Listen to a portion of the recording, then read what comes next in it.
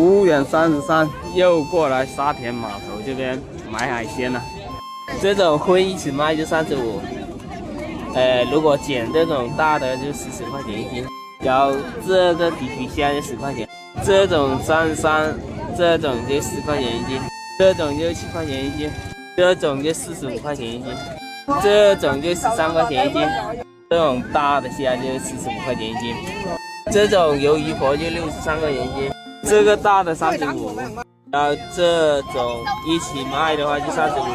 这种小墨鱼的话就26块钱一斤，这个就33块钱一斤。